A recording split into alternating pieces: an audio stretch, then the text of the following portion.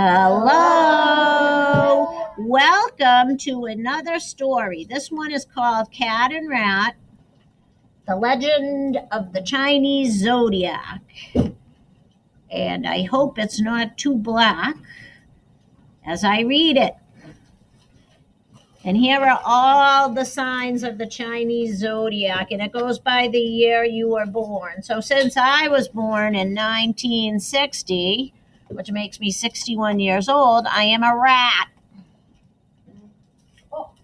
So you can figure out what sign you are later. Shh. In China, a long, long time ago, there lived a cat and a rat.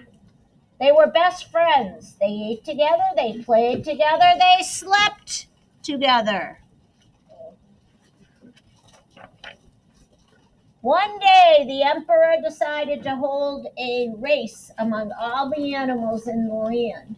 The first 12 animals to cross the finish line would have a year in the Chinese calendar named after them. This would be quite an honor. But winning the race will not be easy, warned the emperor. You must run through the thickest part of the forest and then swim across the river at its widest point. Cat and Rat each wanted to be the first to cross the finish line, but they knew that they would be two of the smallest animals in the race. We will never make it, Rat complained to Cat. Oh, I think we will, replied the resourceful Cat. We'll ask the water buffalo to help us, said the cat. He could give us a head start. He always wakes up before sunrise. Maybe we could even ride on his back.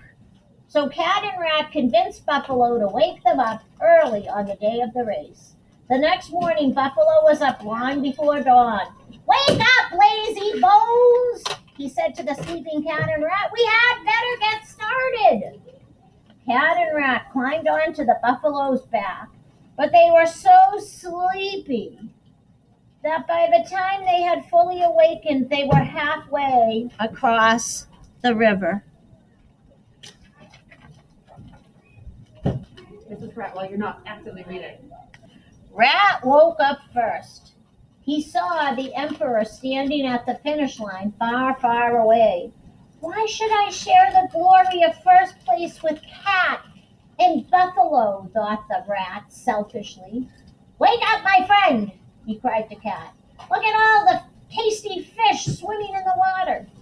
Cat licked her lips. She leaned over for a closer look, and Rat gave her a little push. Splash! She tumbled into the water.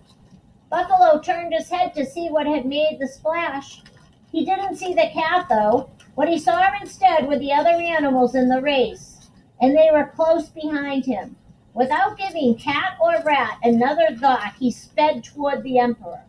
Just as Buffalo neared the riverbank, the clever Rat leaped from behind his ear and crossed the finish line in first place. How did such a small animal win the race? Asked the emperor in surprise. I may be small, but I am also smart, replied the rat.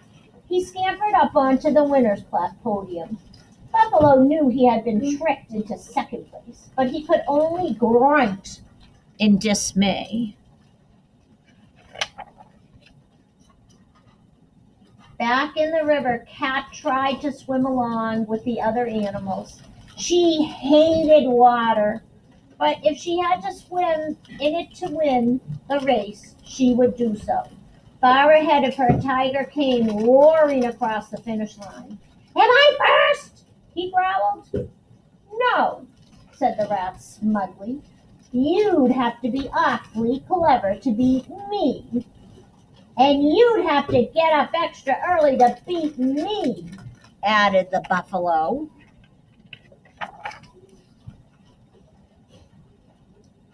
Cat scrambled over a log. She paused to shake herself off and to catch her breath. By then the sky was dark and a great storm was blowing. A dragon appeared in the clouds above.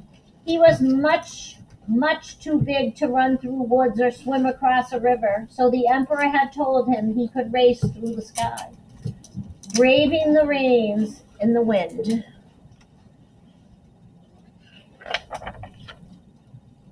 But no sooner had he begun his descent to the earth than the rabbit darted across the finish line in front of him. Taking fourth place, the dragon had to be content with fifth. In the river, the cat heaved a great sigh, then plunged into the water again. "I can still make it," she told herself. But Snake slithered across the finish line next and hissed a silvery greeting to the 5 animals who had arrived before him. Snake was number 6. Cat swam as fast as she could. A few minutes later, she heard the sound of galloping hooves in the distance. Horses thundered across the finish line in 7th place.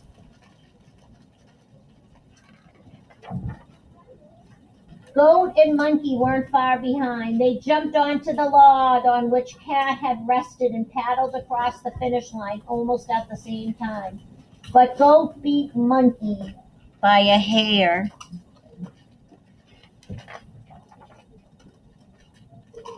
While the 9 winners waited patiently with the emperor, Cat watched Rooster struggle toward the finish line. Dog could easily have swam ahead of Rooster, but she couldn't resist playing in the water for just a few minutes longer. "Number 10, called the emperor as Rooster staggered in. "Number 11, he cried when Dog arrived. "Who will be number 12, said the emperor. "I need just one more animal." "Me, I will," called Cat, and she swam even faster. Unfortunately for Cat, Pig rushed across the finish line in front of her. "Number 12, cried the emperor, but Cat was still too far away. I have to say, I feel bad for Cat. "Congratulations to all the winners," said the emperor. "One of the 12 years will be named after each of you." Suddenly, up rushed Cat.